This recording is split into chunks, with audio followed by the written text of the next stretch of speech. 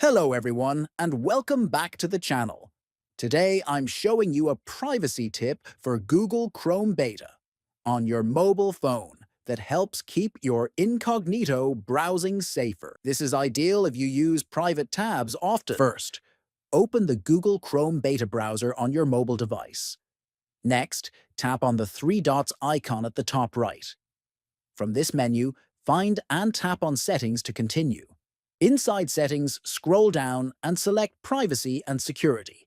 Once you are in Privacy and Security, look for the option that says Lock Incognito Tabs when you leave Chrome and toggle it on.